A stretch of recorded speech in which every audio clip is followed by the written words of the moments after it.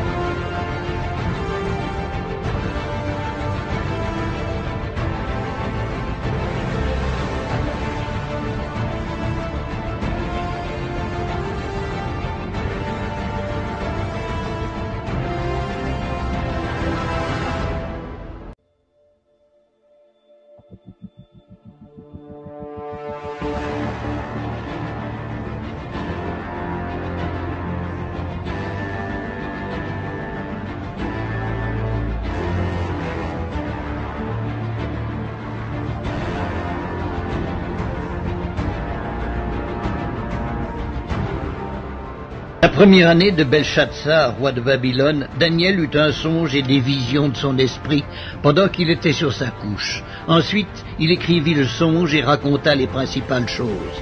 Daniel commença et dit, « Je regardai pendant ma vision nocturne, et voici, les 4 vents des cieux firent irruption sur la grande mer, et 4 grands animaux sortirent de la mer, différents l'un de l'autre. Le premier était semblable à un lion et avait des ailes d'aigle. Je regardai jusqu'au moment où ses ailes furent arrachées. Il fut enlevé de terre et mis debout sur ses pieds comme un homme, et un cœur d'homme lui fut donné. Et voici un second animal était semblable à un ours, et se tenait sur un côté. Il avait 3 côtes dans la gueule entre les dents, et on lui disait « Lève-toi, mange beaucoup de chair ». Après cela, je regardai, et voici, un autre était semblable à un léopard, et avait sur le dos 4 ailes, comme un oiseau. Cet animal avait 4 têtes, et la domination lui fut donnée.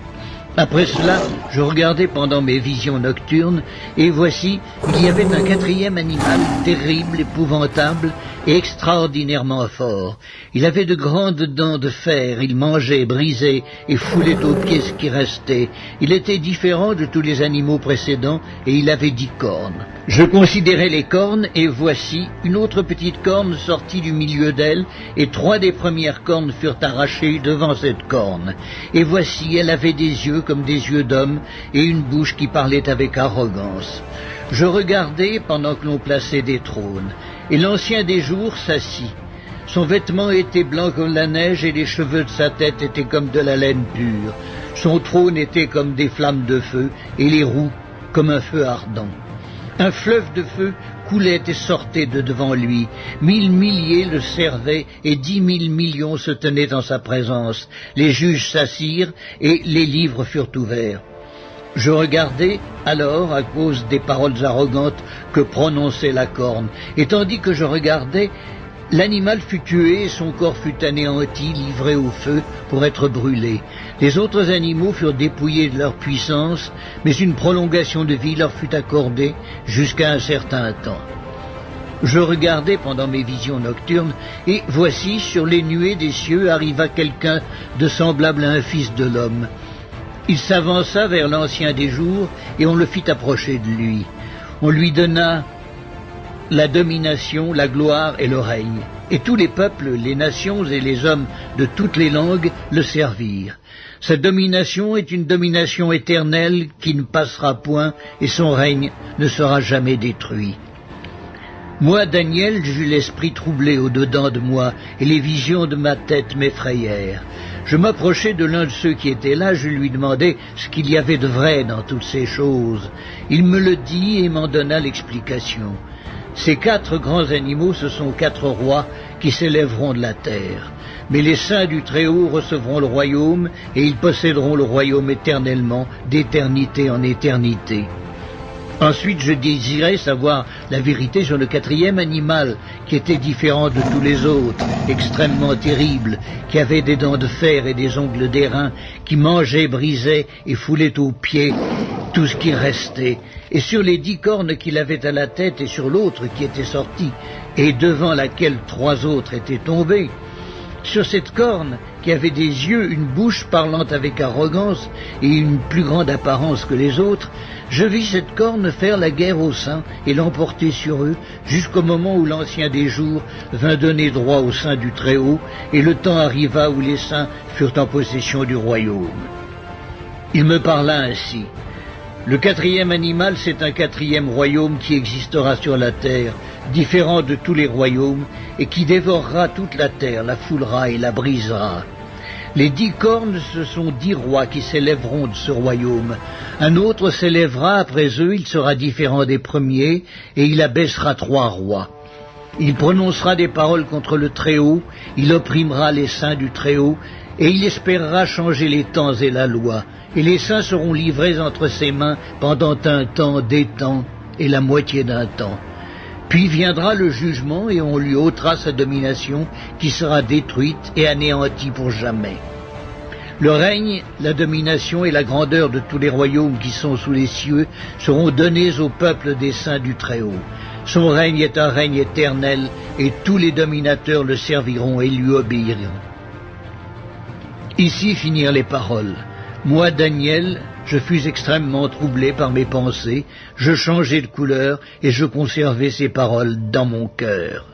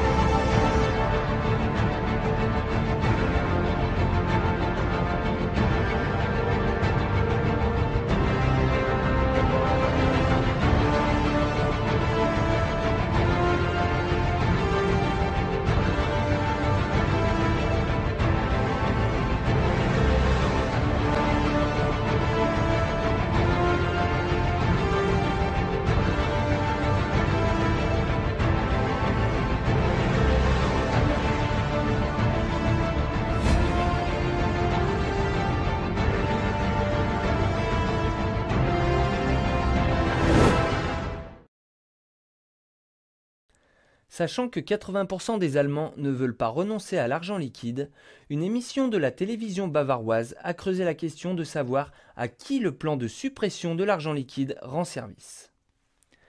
Christoph Schäfer, spécialiste en matière de protection des données, s'est prononcé de la manière suivante. Les grands profiteurs d'une suppression de l'argent liquide seraient certainement les banques. D'une part, elles s'épargnent des frais de transaction pour les opérations en liquide. Elles ne doivent plus mettre à disposition aucun distributeur automatique de billets. L'argent ne doit plus être imprimé. Et d'autre part, bien sûr, les banques gagnent aux transactions. Il s'agit là d'une affaire de plusieurs milliards. En outre, le chemin serait libre pour des intérêts négatifs, donc des taxes qui pénalisent l'épargnant. Mais Schäfer va encore plus loin. Supprimer l'argent liquide veut dire en fait que nous n'avons plus aucun moyen de paiement anonyme. Dès lors, je crois que la vraie motivation des autorités du fisc est d'exercer un contrôle complet des flux de paiement des citoyens. Autrement dit, obtenir le citoyen transparent. Big Brother, c'est tout. Ce que l'émission ne mentionne pas, c'est que le citoyen transparent pourrait servir avant tout au but de construire un ordre mondial dictatorial dans lequel tout moyen d'existence peut être retiré aux dissidents par simple pression sur un bouton. Au revoir. Oui, les moyens d'identification et de contrôle électronique sont de plus en plus précis et suscitent beaucoup de questions. Voici un exemple un peu extrême, mais qui pourrait faire école. En Espagne, pour fidéliser leurs clients, certains établissements leur proposent de se faire greffer une puce directement sous la peau. Reportage Jacques Cardos, Thierry Breton. Oui, les moyens d'identification et de contrôle électronique sont de plus en plus précis et suscitent beaucoup de questions. Voici un exemple un peu extrême, mais qui pourrait faire école. En Espagne,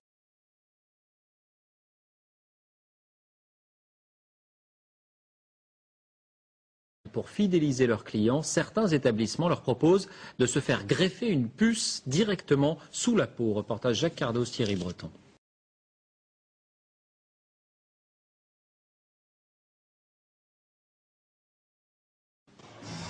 Attention, cet homme est porteur d'une puce électronique. Implantée dans le bras, elle lui permet d'avoir accès au carré VIP. Comme un produit de supermarché, les clients sont barcodés et la puce contient leur crédit consommation. Ainsi, dans cette boîte de Barcelone, il y a ceux un peu vieux jeux qui dansent encore avec un porte-monnaie et ceux qui n'en ont plus besoin.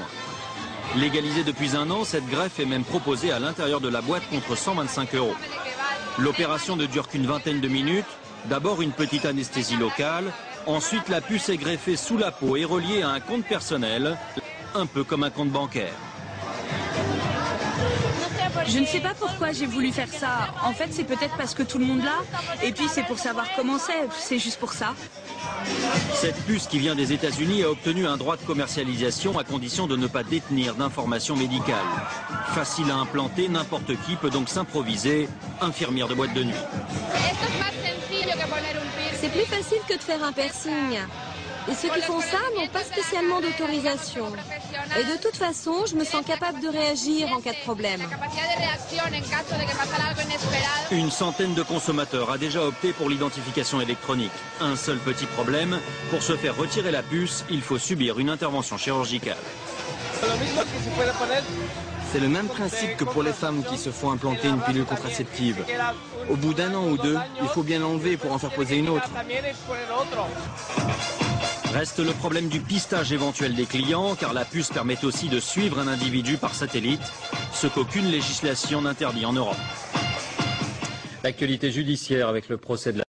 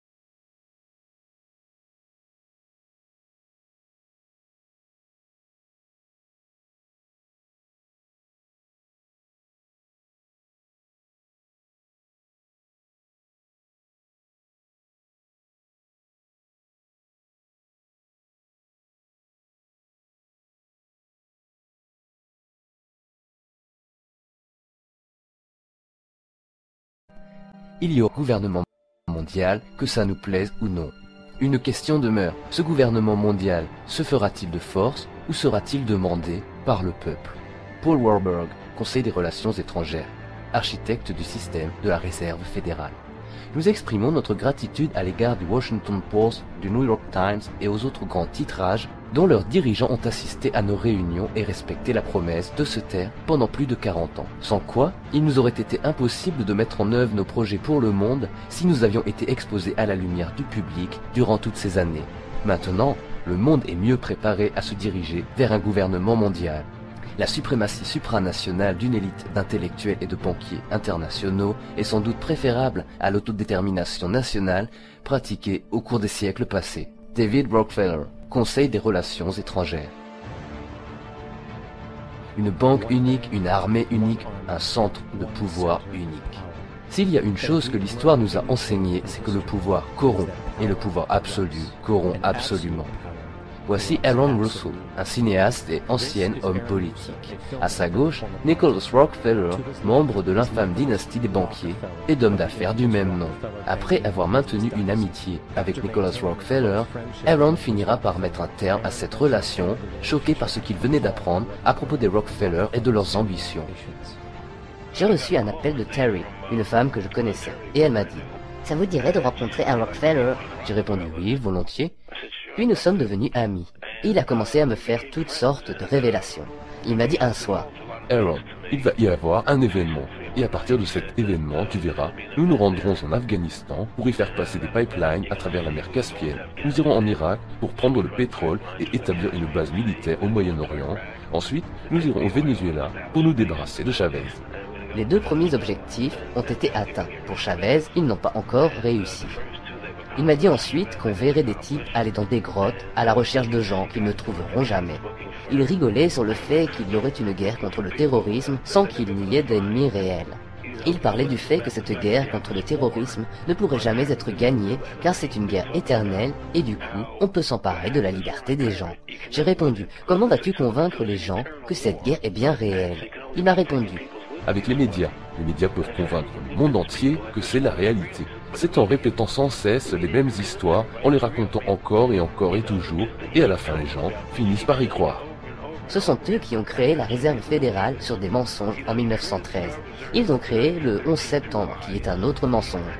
Au travers du 11 septembre, vous partez en guerre contre le terrorisme, puis vous allez en Irak, qui était un autre mensonge. Après, ce sera en Iran. C'est une chose en amenant à une autre, qui en amène à une autre, et qui en amène à une autre. Et j'ai dit, mais pourquoi faites-vous cela? Dans quel but? Vous avez tout l'argent du monde, vous avez tous les pouvoirs. Vous faites souffrir les gens, ce n'est pas une bonne chose à faire. Et il m'a répondu, pourquoi se soucier du sort de la population? Il faut penser à soi et s'occuper de sa famille. C'est quoi le but ultime à tout ceci? Le but ultime, c'est de placer une puce RFID en chacun des gens de ce monde. Ainsi, tout l'argent et le reste seraient dans ces puces. Et si quelqu'un se dresse contre nos agissements ou s'oppose à notre volonté, on n'a plus qu'à éteindre sa puce. En effet, les puces Very Cheap RFID. En 2005, au Congrès, sous le prétexte de contrôler l'immigration et la prétendue guerre contre le terrorisme, la loi Real ID est passée. À l'horizon mai 2008, elle projette que vous transportiez sur vous une carte d'identification fédérale qui comprend un code-barre scannable contenant vos informations personnelles. Cependant, ce code-barre n'est qu'une étape avant que cette carte ne soit équipée de cette puce dotée d'un module de traçage de puce RFID qui utilisera les fréquences radio afin de traquer le moindre de vos déplacements sur la planète. Si vous ne vous sentez pas concerné, sachez que le tracking de ces puces à radio-identification est déjà utilisé sur tous les nouveaux passeports américains. L'étape finale, c'est l'implantation de cette puce que déjà beaucoup de gens ont fini par accepter, manipulée par de faux prétextes. Nous avons en Floride une famille pionnière dans ce monde meilleur. Ils se sont portés volontaires pour être les premiers à porter une puce d'identification RFID implantée dans leur corps. Après le 11 septembre, je me suis beaucoup inquiété de la sécurité de ma famille. Ça me serait égal d'avoir quelque chose d'implanté dans mon bras permettant de m'identifier. En fin de compte, nous serons tous emprisonnés dans un réseau contrôlable à partir d'un moniteur de contrôle où chaque action que vous ferez sera détaillée. Et si vous ne suivez pas le droit chemin, ils éteindront votre puce et comme à ce moment-là, tous les aspects de la société tourneront autour des interactions avec ces puces, si vous ne suivez pas le droit chemin, ils n'auront qu'à l'éteindre. Voilà l'image de ce qui se dessine pour le futur pour peu qu'on ouvre les yeux pour le voir. Un monde centré sur l'économie où les mouvements et les transactions de chacun sont tracés, mis sous surveillance et où les droits sont supprimés. Le plus ahurissant dans cette histoire, ces aspects totalitaires ne seront pas imposés à la population. Ce sont les gens qui finiront par le demander, car la manipulation sociale de la société au travers de la génération de la panique et de la division a complètement déconnecté l'homme du sens du pouvoir et de la réalité. Des procédés qui ont perduré pendant des siècles, pour ne pas dire des millénaires, la religion, le patriotisme, la race, la richesse, la classe et toute autre forme d'identification arbitraire ou séparatiste ainsi conçue. Elles ont servi à créer une population contrôlée, malléable à merci, entre les mains d'une minorité, divisée pour mieux régner, telle est leur devise. Et aussi longtemps que les gens continueront à se voir comme indépendants de toute autre chose, ils se livreront à un asservissement le plus total. Les hommes derrière le rideau le savent très bien, et ils savent aussi que si jamais les gens prennent conscience de l'authenticité de leur relation à la nature et de la vérité de leur propre pouvoir, toute l'élaboration de ce zeitgeist dont nous sommes la proie s'effondrera comme un château de cartes.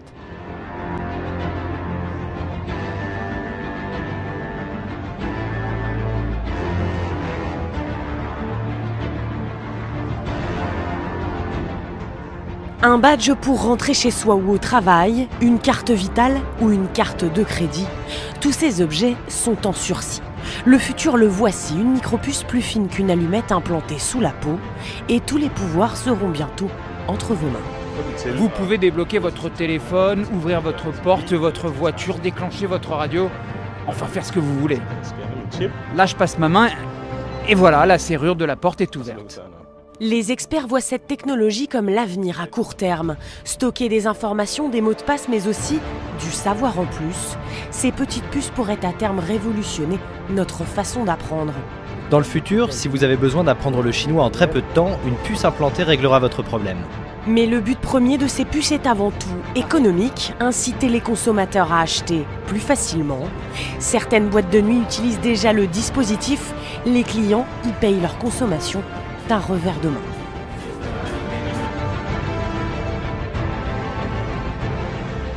La position du sénateur Emmer suscite un rejet catégorique chez les sénateurs des autres partis démocratiques francophones. Ils ne la voteront jamais, disent-ils. Les procédés techniques, technologiques m'effraient quand même largement. On met des puces aux animaux, on bague des oiseaux. Il nous propose quelque chose qui franchit la barrière du corps de quelqu'un et qui développe les petites technologies ou miniatures à l'intérieur de l'organisme de quelqu'un. Je pense que là, c'est trop. Bon, écoutez, c'est contraire à l'éthique. Et à l'éthique médicale pour commencer. J'ai l'habitude par rapport à cela d'employer des langages modérés, mais je considère que c'est une vraie dérive. Le respect de l'intégrité physique est l'une des valeurs fondamentales défendues par la Ligue des droits de l'homme. Elle s'inquiète du développement de ces technologies implantables et se demande où cela peut vraiment mener. On commence par certaines catégories de population, les délinquants sexuels qui seront dangereux, ceux qui sortent en boîte comme je vous l'indiquais en Espagne, les mères qui seraient inquiètes pour leurs enfants, qui partent au scout en disant ils vont peut-être se faire enlever ou autre. On est dans une dynamique où aujourd'hui on entrouvre des possibilités et on ne sait pas jusqu'où on pourra aller à un moment ou à un autre. Et qui a intérêt à entrouvrir ces possibilités ? D'abord, effectivement, il y a la facilité qui découle de ces moyens technologiques, mais une facilité qui peut être trompeuse parce qu'on ne se rend pas compte des dérives. Il y a tous ceux qui ont la volonté de pouvoir effectivement contrôler tel ou tel corps social, et on sait qu'on est quand même dans une dynamique de contrôle social avec ces gouvernements successifs depuis maintenant une bonne dizaine d'années. Et puis il y a évidemment tous ceux qui sont derrière des marchés juteux et qui ont intérêt à quelque part écouler leurs marchandises.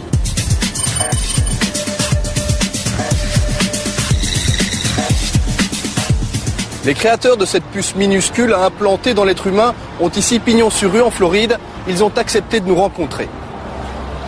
La société Verichip. Dès l'entrée dans le bâtiment, notre attention est attirée par le logo de la compagnie, un cercle fendu d'une puce électronique qui ressemble à un œil braqué dans notre direction. Chez Verichip, les membres du personnel sont implantés, à commencer par le patron, Bill. Bill, vous avez une puce également. Oui, elle est juste ici à l'arrière de mon bras. Vous entendez ce bip?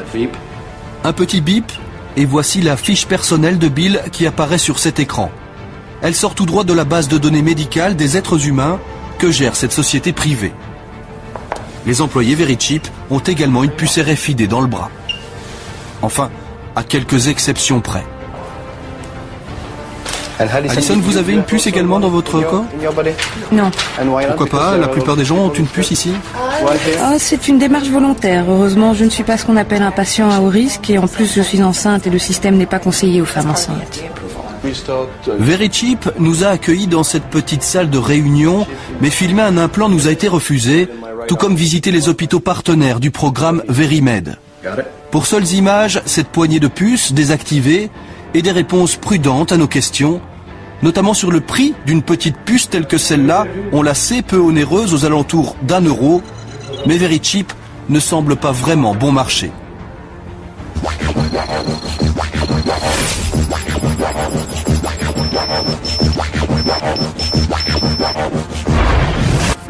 Et combien ça vous coûte? Ça, c'est une information privée, je ne peux pas vous répondre. Et pour avoir une échelle, c'est autour de combien? 10 $? 1 $? Eh bien, c'est moins que 150 $, ce qui est le prix que nous facturons, et c'est plus que zéro, car comme vous voyez, la puce renferme des éléments manufacturés et technologiques. Donc, je pense que c'est tout ce que je vous dirai à ce propos. La société Verichip a multiplié par 60 son chiffre d'affaires depuis sa création il y a 5 ans. Le business de la puce implantée est florissant sans conteste et dire qu'il ne s'applique pour l'instant, officiellement en tout cas, qu'au domaine médical. D'ailleurs, Bill reste tout aussi évasif quand on lui demande quels autres secteurs pourraient être intéressés par l'implantation sous la peau d'un numéro d'identification unique pour chaque individu. La puce contient un numéro à 16 chiffres, c'est tout. Donc cela peut être utilisé pour d'autres applications dont l'accès nécessite un numéro à 16 chiffres. Par exemple ? Par exemple, bien je pense que c'est dans tous les domaines. Tous les domaines pour lesquels vous avez besoin d'un numéro ou d'un nom pour accéder à une base de données. Mais ça, c'est pour le futur.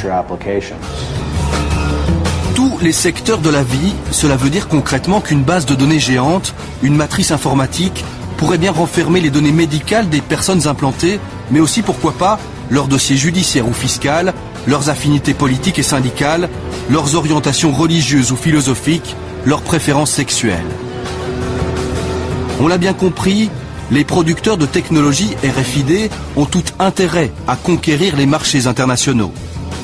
Leur cible privilégiée, que la technique soit implantée ou non, reste pour l'instant les malades, les personnes âgées, les personnes qu'ils considèrent à haut risque, celles et ceux qui ne seraient plus en mesure de s'exprimer, les bébés qui seraient la proie de kidnappeurs potentiels, les victimes qu'un incendie ou qu'une catastrophe naturelle aurait rendues méconnaissables. Pour conquérir les marchés européens, les jeunes branchés dans les boîtes de nuit sont également approchés. Dans 10 ans, quand un bébé viendra au monde, on lui implantera une puce et vous aurez toutes ces données sur la puce. Donc, si vous perdez votre bébé ou que quelqu'un le trouve, il va à l'hôpital, ils pourront scanner le bébé et obtenir tous les détails sur lui.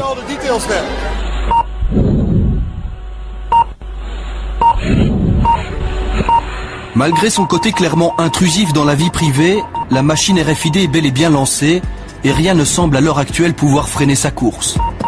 Seuls quelques collectifs citoyens se fédèrent, le monde des internautes se mobilise pour s'opposer à ce qu'ils considèrent comme une dérive dangereuse des sociétés modernes. Nous avons rencontré à Namur le collectif belge de résistance à la puce. Ses membres ne cachent pas leurs inquiétudes. Tout le monde est susceptible d'être contrôlé dans ses allées et venues en permanence. Ça, c'est quand même une société type Orwell, quoi, hein, que dénonçait Orwell il y a 50 ans. Big Brother. Exactement. C'est un ensemble de données, finalement, qui seront concentrées sur une petite puce, lisible à distance par des systèmes que démocratiquement, on n'a pas encore dit comment on va maîtriser. Et je vous explique.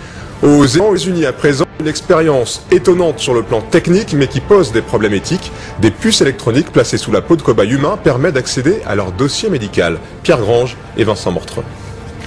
Je pense qu'elle se trouve à peu près dans cette zone-ci, mais vous ne pouvez rien voir. Elle ne risque plus d'oublier son dossier médical, elle le porte dans le bras. La crainte de cette américaine, c'est de se retrouver inconsciente un jour après un accident de voiture. Alors elle s'est fait implanter cette puce minuscule qui sera capable de livrer ses antécédents et ses allergies au médecin chargé de la soigner en urgence. Si vous avez des proches que vous aimez, vous devez vous rendre compte que cette puce, cette technologie peut sauver leur vie. Pour lire son dossier médical, il suffit d'approcher un scanner de la puce. Mais un instrument très puissant est capable de le lire à votre insu. Un voisin, un agent d'assurance pourrait connaître tous vos petits secrets en vous traquant discrètement. Si vous avez des problèmes psychiatriques, si vous êtes séropositif, si vous avez ce type de maladie, vous n'avez peut-être pas très envie que tout le monde soit au courant. Une société américaine va commercialiser ces puces pour le grand public. Elle espère équiper les malades d'Alzheimer, par exemple, mais on peut utiliser la même technologie pour l'installer sur son animal domestique et le suivre à la trace. Ou pour contrôler l'accès à un bâtiment, seules les personnes équipées rentreront.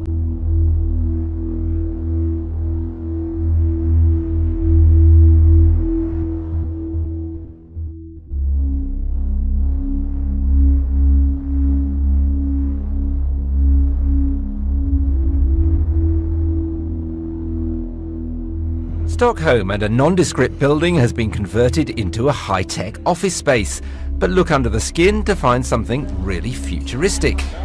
People who work here can be chipped to gain entry to the building and various services. I've just been chipped myself. It's not a painless process, but it doesn't last too long, not too difficult. Minor surgical procedure, which basically involves a little chip the size of, I suppose, of a grain of rice being inserted under your skin, and you can then go off and have it programmed and then do various things inside the building. And here's Hannes Schobler, who is in charge of this whole chipping operation in this building. Now, you've been chipped yourself. Where's your chip? Yeah, I have a chip right here, which I use to access the entire office. So let's see if we can get into this particular This is how I do it. Okay. No need for passcodes. And we're in. So, what else can you use this for? Oh, I open the front door, I open various office rooms, I unlock my smartphone, my computer, I unlock my bike, all kinds of things that are now part of the greater connected Internet of Things. If we help show people that this is really not that complicated, it's making our lives easier, I think people will actually welcome this. We want to be able to understand this technology before big corporates and big government come to us and say, hey, everyone should get chipped, the tax authority chip or the Google chip or Facebook chip.